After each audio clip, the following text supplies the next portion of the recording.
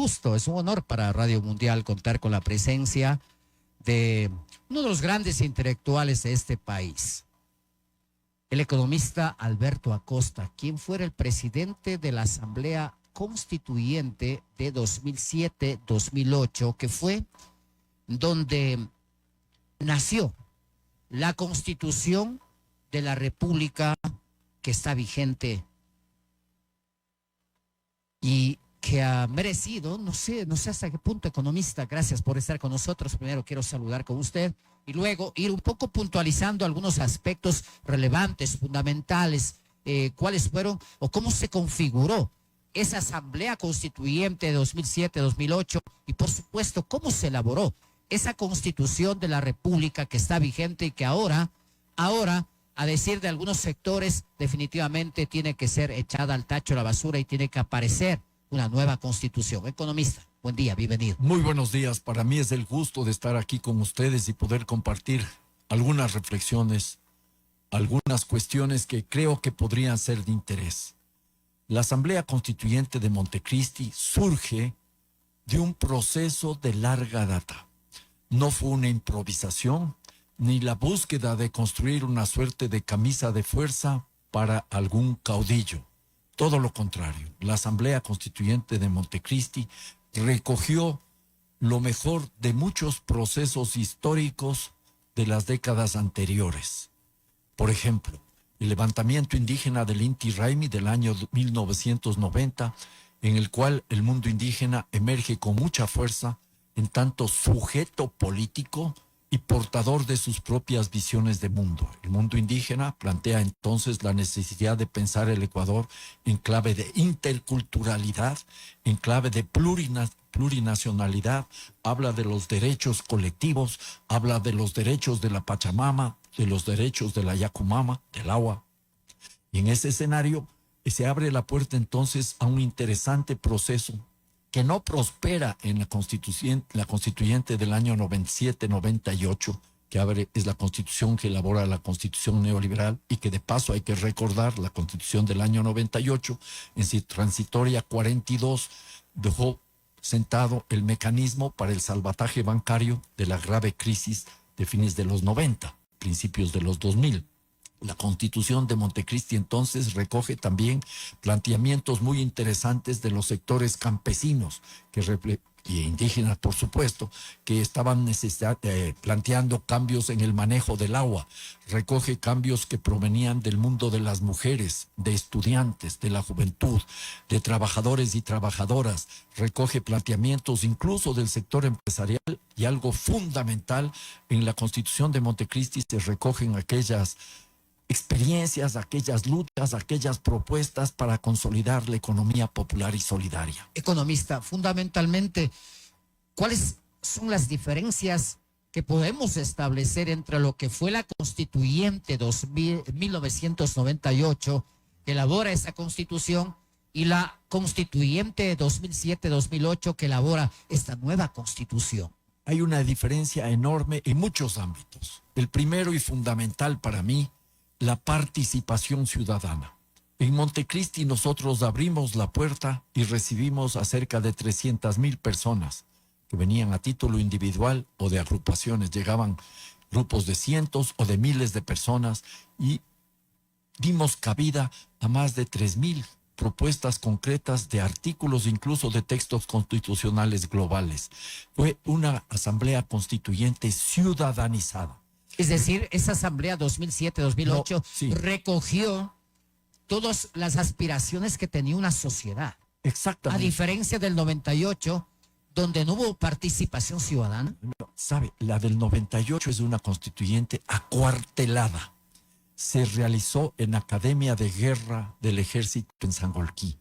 Fue una asamblea constituyente dominada por las élites, sobre todo en esa época la democracia popular y el Partido Social Cristiano, que comenzaron a dividirse el país desde una perspectiva de cambio para que siga manteniéndose lo mismo, cambiar para que nada cambie, ¿ya? Y entonces en esa asamblea constituyente en la que participaron brillantes constitucionalistas como Nina Pacari, como Julio César Trujillo del Pachacuti, pero el grueso eran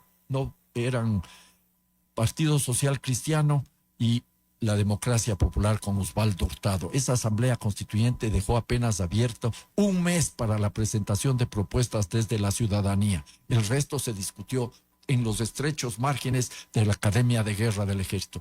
Montecristi no. Nosotros abrimos la puerta para recibir todas las informaciones y toda la gente que quería llegar y llevamos la discusión de la Asamblea Constituyente a todo el país.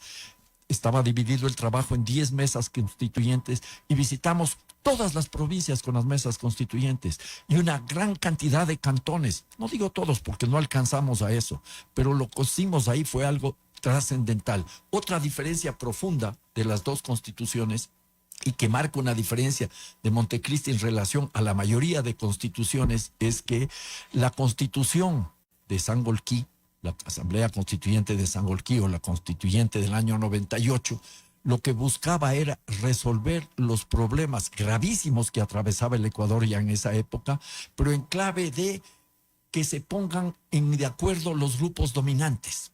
Lo que se quería es normar el status quo, no hacer olas, sino que se establezca un manejo económico, social, para que continúe el funcionamiento de la sociedad sin sobresaltos. ¿Eso podría volver a ocurrir en este contexto que estamos ahora? Exactamente. Y eso es lo que no hicimos en Montecristi. Y este es un punto fundamental.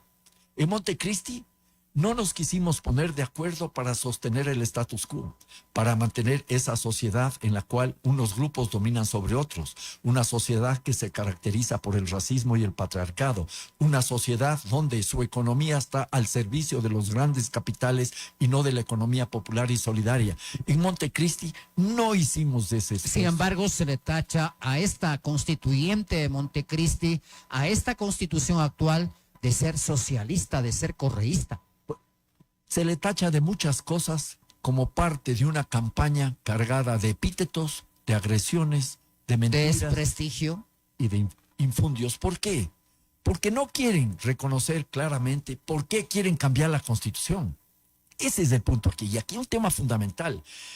¿Qué les preocupa a quienes se oponen a la Constitución de Montecristi? ¿Y quiénes se oponen a la Constitución de Montecristi? Preguntémonos también. ¿Y desde cuándo? Empecemos por esta última pregunta. Desde que se aprueba la Constitución de Montecristi, el 28 de septiembre del año 2008, domingo, los grupos de poder, las oligarquías, aquellos sectores que se pretenden los dueños del Ecuador, los grandes propietarios, estuvieron en contra de la Constitución de Montecristi. ¿Por qué? Uno de los temas fundamentales, voy a puntualizar otros, es el hecho de que la Constitución de Montecristi no era una constitución para mantener las cosas inamovibles, para no hacer olas. No, la Constitución de Montecristi prefigura, se imagina un proyecto de país donde haya justicia social, justicia ecológica y una democratización permanente en la toma de decisiones. La Constitución de Montecristi nos ofrece, si uno lee con detenimiento, un futuro deseable. Y hay derechos y hay garantías para hacer eso. Y entonces esos derechos y esas garantías, los deberes y las obligaciones que están en la Constitución de Montecristi configuran una suerte de caja de herramientas para alcanzar ese futuro deseable. No fueron utopías de esa época, porque miremos también que hay cosas que no han funcionado con esta Constitución 2008 que está vigente. Por ejemplo, un quinto poder del Estado que realmente ha fracasado en el país. Y hay otras cosas también que si bien es cierto, están en la Constitución, pero que nunca se han puesto en práctica en el país. Dos cosas. Hay cosas que no se han puesto en práctica porque los gobernantes, todos, no han querido hacer realidad lo que manda la Constitución de Montecristi. La Constitución de Montecristi fue, podemos decirlo, redactada por el puño y letra del pueblo ecuatoriano.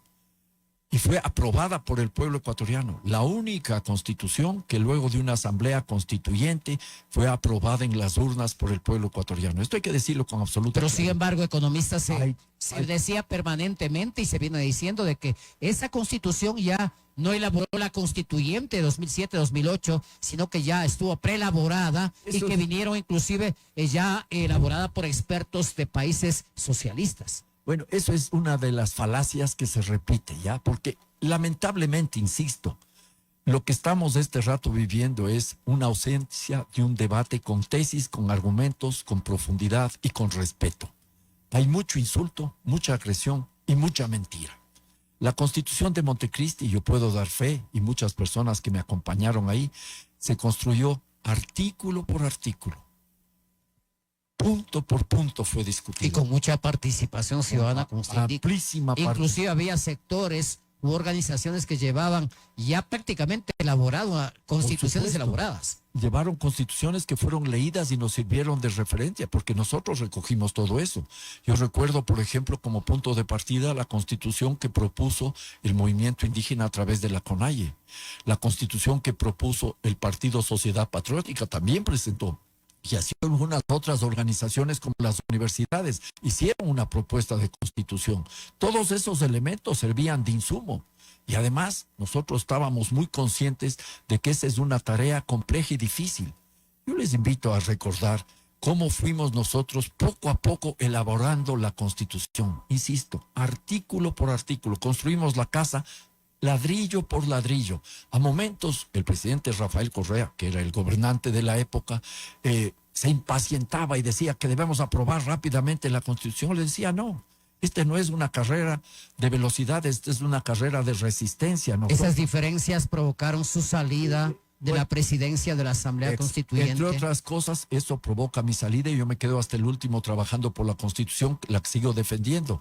En ese escenario, entonces, nosotros tenemos que tener en cuenta que a la Constitución de Montecristi llegamos anunciando que íbamos a dar paso a un proceso constituyente. Recuerden, cuando Rafael Correa se presenta de candidato a la presidencia de la República en el año 2006, ¿qué es lo que se dijo? Que no presentaríamos candidaturas para el Congreso Nacional. ¿Por qué?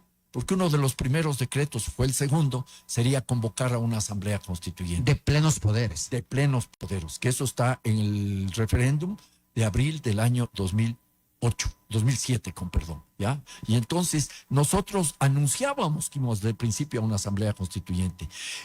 Ya señalamos los elementos básicos de lo que debería tener una nueva constitución, que fueron preparados, redactados, luchados por los sectores populares desde hace mucho tiempo atrás. Entonces no íbamos a improvisar. Esta idea no se gestó solamente desde 2007, sino desde mucho tiempo atrás. De mucho tiempo atrás. Por ejemplo, yo mismo fui candidato a la Asamblea Constituyente de Sangolquí en el año 97 por el Pachacuti, ¿ya? Entraban 8 asambleístas por Pichincha, yo me quedé en el puesto 13, ¿ya? Y la elección fue el 30 de noviembre del año 1997. Y de esas cuestiones de la historia, el 30 de noviembre del año 2007, 10 años después, yo inauguraba la Asamblea Constituyente de Montecristi. Ya, para mí fue algo histórico, inolvidable. Son fechas que no me puedo olvidar jamás, las recordaré siempre. Pero lo que interesa acá, más allá de lo anecdótico, es que fuimos a una Asamblea Constituyente avisando lo que iba a ser el contenido,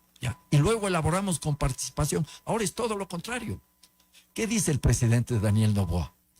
Que vamos a una Asamblea Constituyente, pero que él nos va a contar ¿qué va a tener la nueva Constitución si es que gana la Asamblea Constituyente? O sea, al parecer, pero sin embargo ya se ha hablado de 180 artículos. Bueno, primera cosa, nos está pidiendo un cheque en blanco. Le vamos a dar un cheque en blanco a alguien que ni siquiera sabe qué es lo que realmente quiere cambiar.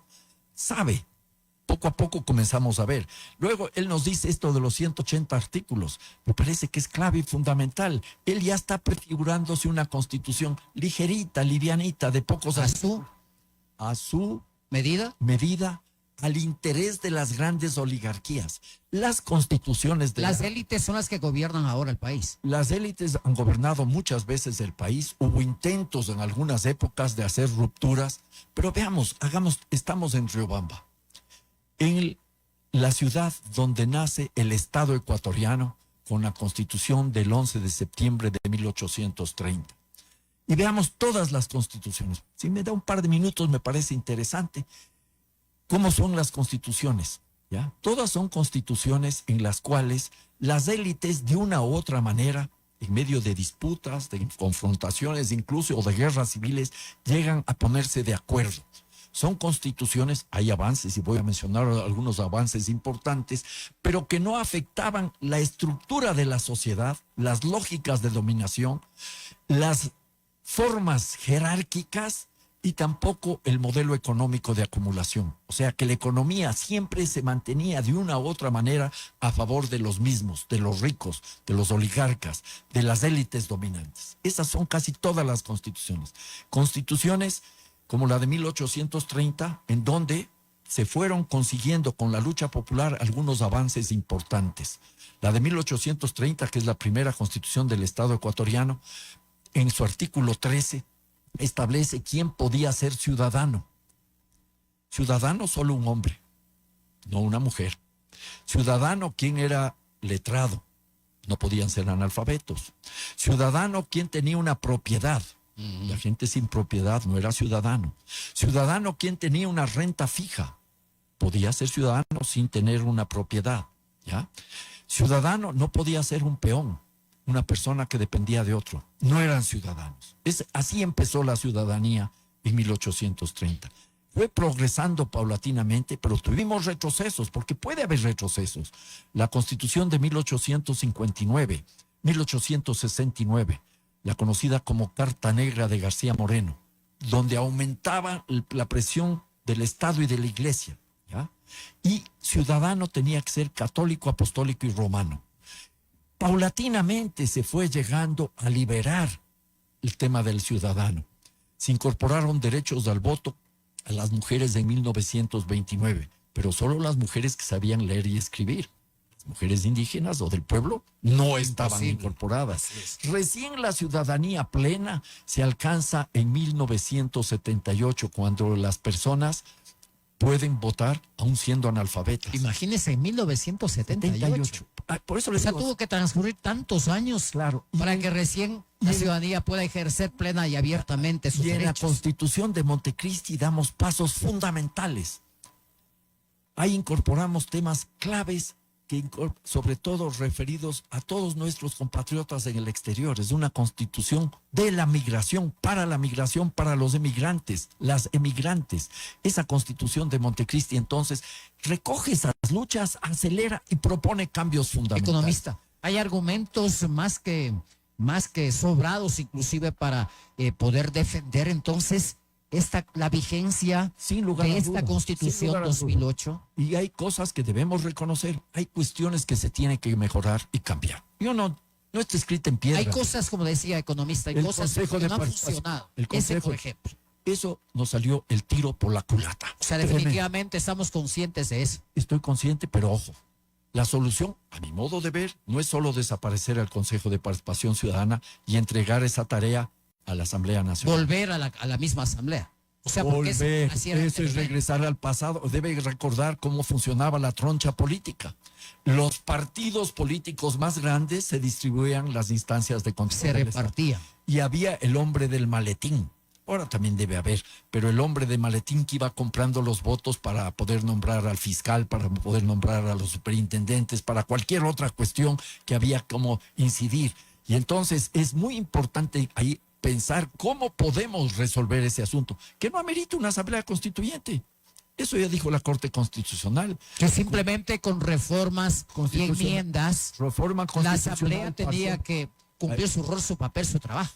Exactamente, y tenían que plantearnos un referéndum para aprobar ese cambio. Pero ojo, aquí lo que habría que buscar, pensando en ese punto concreto, que no es el único, cómo mantenemos el Consejo de Participación Ciudadana con otra conformación, sin elección popular, quizás controlado por las universidades, para que haga la selección de quienes pueden ser candidatos o candidatas a las instancias de control del Estado. Y luego la Asamblea Nacional escoge entre las ternas presentadas en un plazo perentorio.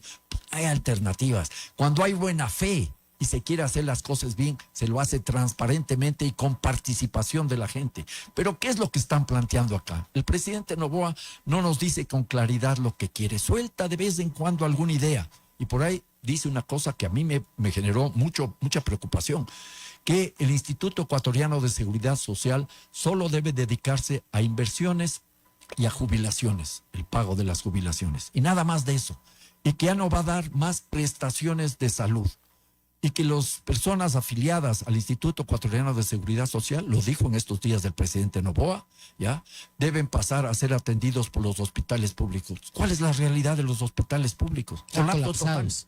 No hay medicinas, no hay alimentos, no hay una atención adecuada. Es más, en este gobierno le recortaron más de 400 millones de dólares. ¿Eso significaría, economista, un poco abrir la puerta para privatizaciones? Exacto. Están caminando hacia las privatizaciones. En el caso de la educación, la Constitución... Igual el tema de educación. Claro, se dice que las universidades públicas tienen que ser pagadas. ¿Quién puede pagar una universidad pública? En Ecuador hay como 7 millones de personas que viven en la pobreza. 5 millones tienen un ingreso mensual de $90. 2 millones y pico, $50 al mes. El costo de la canasta básica familiar se está acercando ya a los $900 por el incremento del precio del diésel. ¿Cuántas familias van a poder enviar a sus hijos y a sus hijas a las universidades?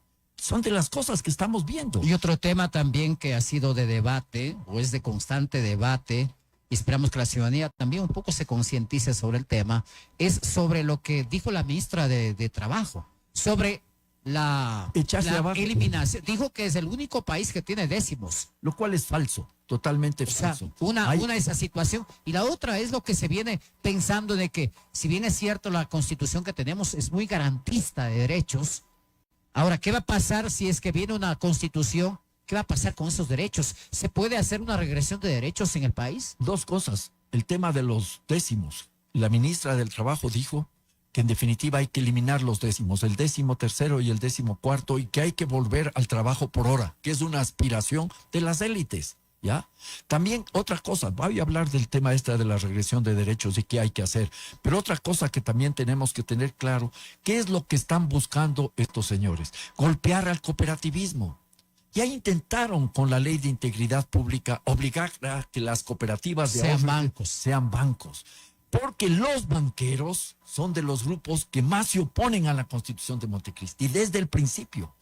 Ahí está el artículo 312 que establece con claridad que un banquero tiene que ser banquero y nada más que banquero. Se le prohíbe a un banquero tener otros negocios que no estén vinculados con su actividad financiera. Entre ellos medios de comunicación. Claro que no se ha cumplido todo. No se ha cumplido. Pero es por falta de control también. Pero por supuesto, porque no ha habido voluntad política, pero no es culpa de la Constitución.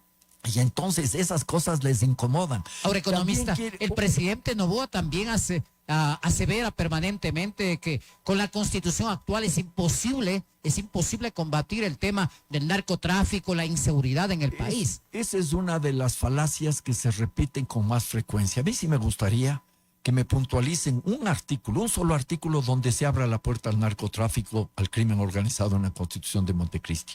Ninguno. Es más, el presidente Noboa, desde que decretó el conflicto interno armado, ha conseguido 20 ajustes legales, incluso a través de una consulta popular del 4 de abril del año pasado, para aumentar lo que conocemos como populismo penal. Ya los tiempos de cárcel o de prisión ya no son 20 años, llegan a 40 años y pueden seguirse acumulando. Ya tiene todo lo que quiera, tiene control del Estado, solo le faltó controlar la Corte Constitucional. Y en ese contexto y en ese escenario, ¿por qué no logra resolver? No es un tema de constitución, es un tema de gestión, es su incapacidad para dar respuesta a los problemas de inseguridad, a los problemas de falta de empleo, los problemas de falta de medicinas, a los problemas que están acumulándose en las universidades y en las de educación en general. Él es el responsable ya, está 2 años al frente de comenzar a dar respuestas a los problemas nacionales, pero ha recurrido ¿qué? A la propaganda, a las redes sociales sobre todo, y al miedo. Ha generado un ambiente de miedo y haciéndole creer a la gente que la culpa es de la Constitución y que hay que cambiar. ¿Cambiar para qué? Para volver a esas constituciones elitarias. Por eso, entre otras cosas, se dice, debe haber escuchado, que en Ecuador la economía no crece porque no hay inversiones en los sectores estratégicos que están en manos solo del Estado. ¡Falso! ¡Mentira! En todos los sectores estratégicos hay inversiones privadas extranjeras. Sea petróleo, sea minería, sea electricidad, sea telecomunicaciones, donde las 2 empresas mayores controlan más del 90% del mercado, oligopolio, sea puertos, en todos los sectores. ¿Qué es lo que quieren estos señores? Echarse abajo todas las disposiciones de la Constitución para entrar a saquear nuestros recursos naturales. Por eso las empresas mineras, hace 2 semanas, en un desayuno convocado por la Cámara de la Minería, dijeron que hay que bajarse la Constitución de Montecristi. Clarito, hay que echar abajo la Constitución de Montecristi. El titular del boletín de prensa de la Cámara de la Minería.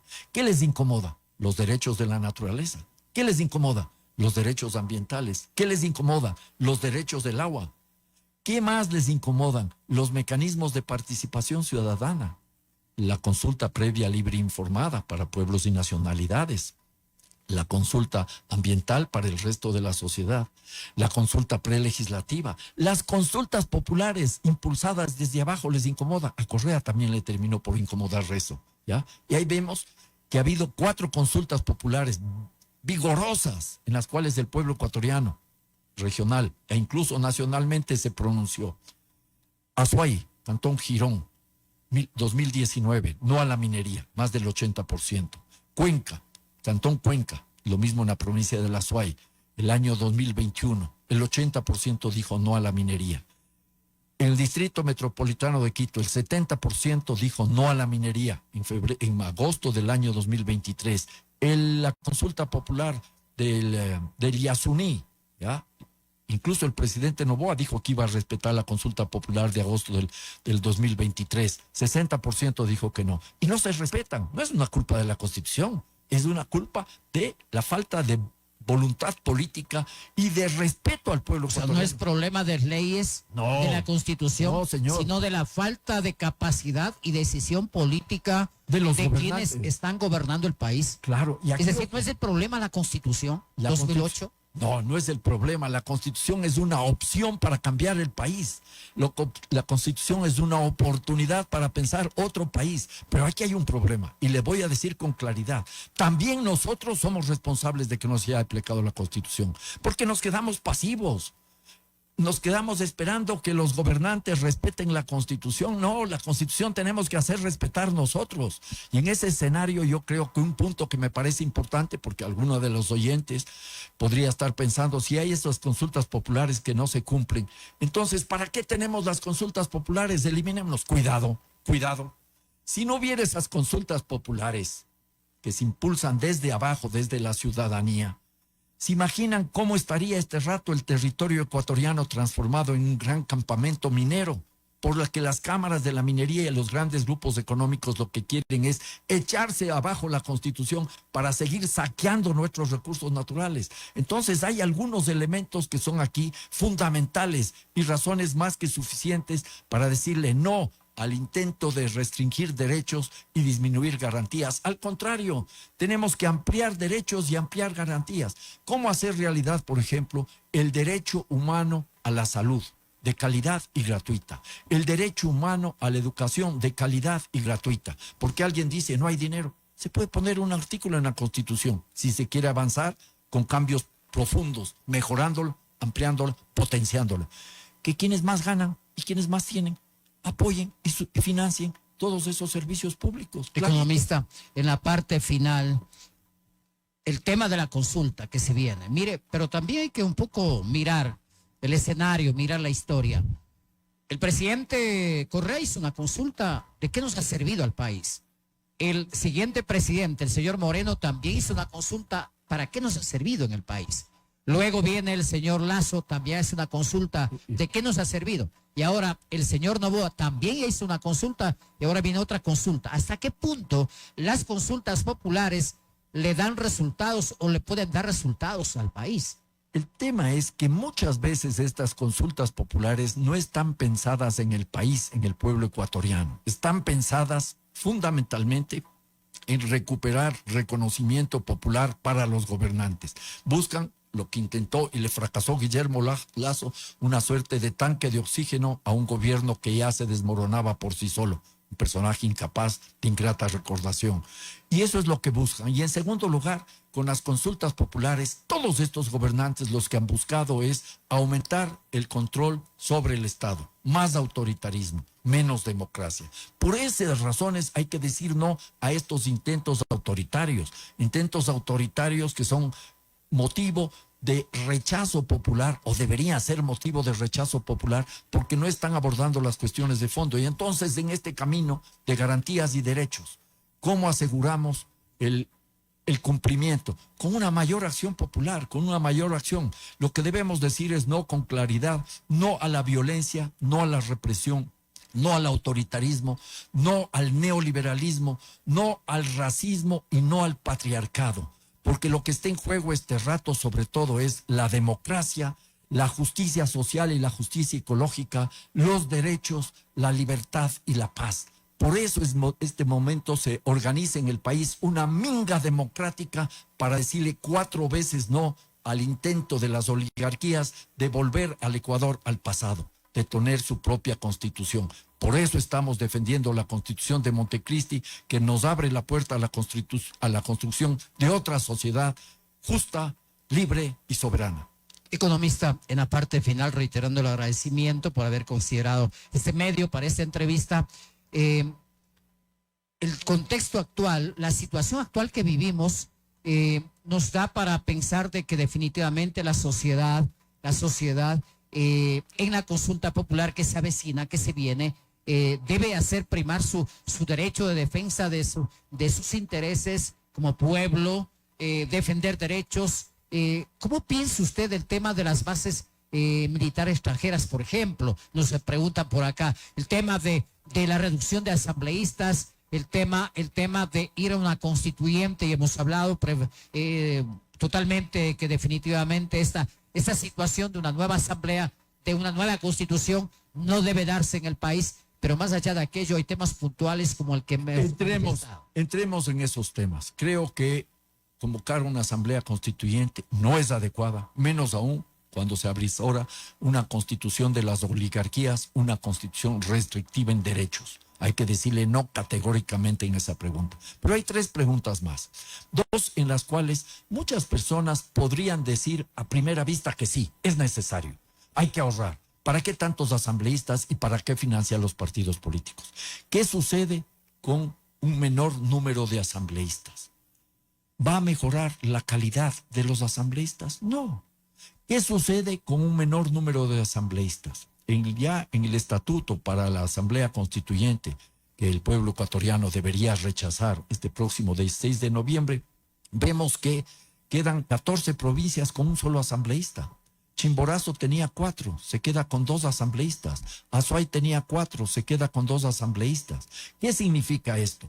Que se va a seguir fortaleciendo el centralismo, el bicentralismo entre Quito y Guayaquil. Además, 25 asambleístas nacionales, ¿de dónde provienen?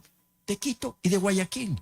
Además, gracias a que se pusieron de acuerdo correístas y novoístas en la actual legislatura, está para la distribución de escaños ya resuelto la utilización del método de Hunt, que favorece y viabiliza que los partidos políticos más grandes se llevan la mayor cantidad de asambleístas. Un tema preocupante. Va a haber una pérdida en equidad democrática regional.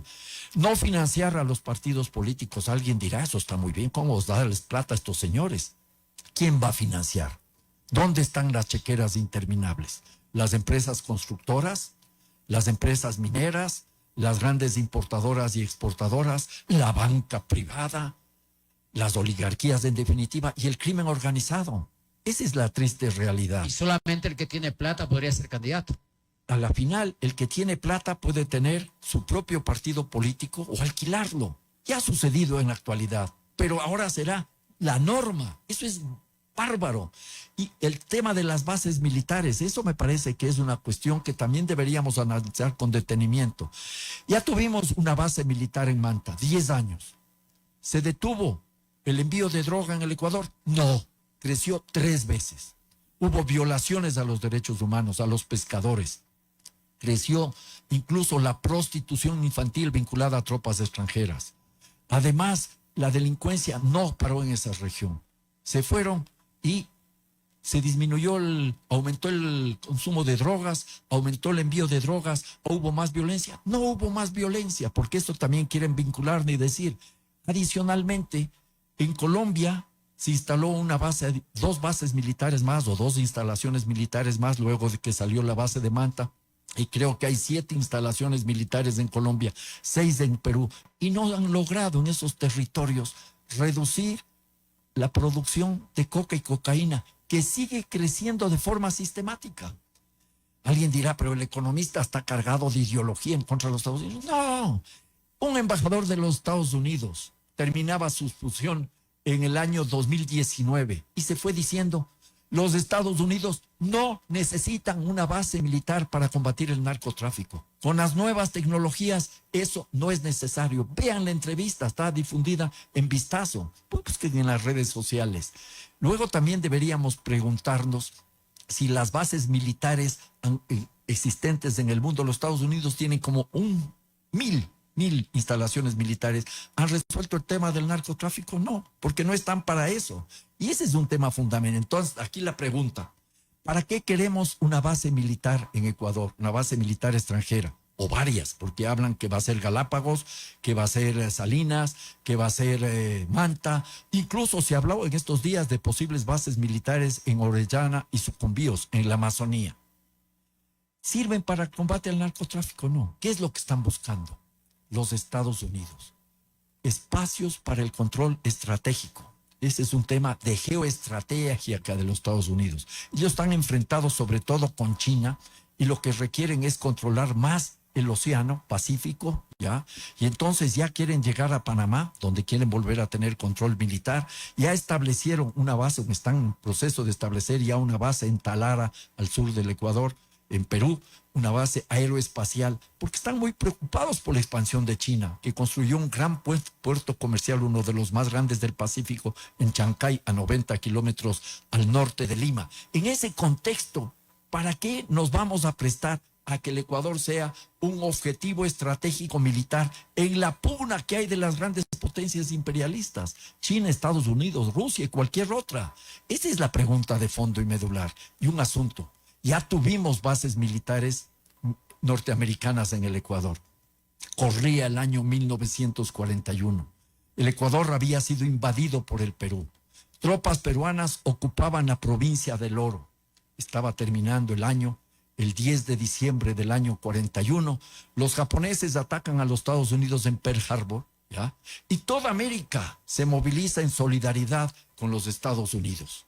Nosotros vimos cómo en medio de esa solidaridad no había respaldo de los países hermanos al Ecuador. Es más, sin autorización expresa del Estado ecuatoriano, desembarcaron tropas norteamericanas en Salinas y en Baltra. Y les autorizó el Estado ecuatoriano su permanencia a las tropas de Salinas el 24 de enero de 1942. A las tropas en Baltra el 2 de febrero del 42. Y entre esas dos fechas, ¿qué pasó? Nos obligaron a suscribir el protocolo de Río de Janeiro el 29 de enero, con el cual perdimos el acceso soberano al Amazonas. ¿Y esas tropas extranjeras sirvieron para defender la soberanía ecuatoriana? No, porque no están para ahí. Y nunca van a estar las tropas extranjeras para garantizar nuestra soberanía, y tampoco los mercenarios. Y esto es un tema fundamental. Los norteamericanos, cuando ya en el año 46 tenían que salir, quisieron quedarse ofreciendo $20 millones para permanecer 99 años en el Ecuador. Pero hubo un gobernante, patriota, honesto, el doctor José María Velasco Ibarra, que les dijo, no, se fueron. Porque ese es el no que tenemos que reproducir este 16 de noviembre. Es un no para garantizar la soberanía.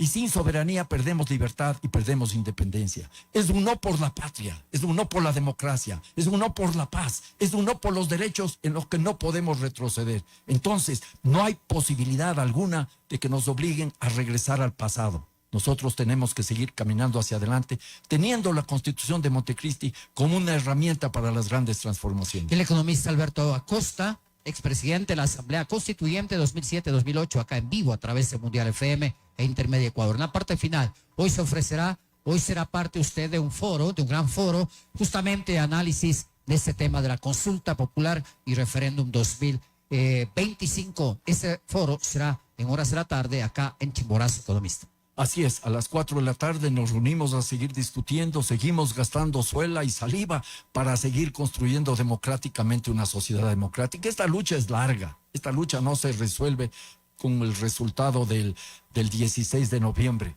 porque la pelea siempre está empezando. La defensa de derechos, la defensa de garantías es lo que ha movilizado al pueblo ecuatoriano desde hace muchas décadas atrás. Y eso no va a terminar fácilmente, porque hasta que logremos erradicar la marginación, la pobreza, la inequidad, hasta que logremos erradicar las injusticias, las marginaciones, va a pasar mucho tiempo, pero no nos vamos a cansar. Y yo creo que no es el momento de pensar en ideologías, sino en pensar en función de país. Este rato hay que estar muy claros. Tenemos que olvidarnos de esas dicotomías obtusas. Es el momento de dejar todas nuestras disputas, que pueden haber sido importantes y que pueden tener necesidad de ser procesadas, pero en otra ocasión. En este rato, o nos unimos o nos hundimos, porque en juego está la democracia y el futuro de nuestros nietos y de nuestras nietas.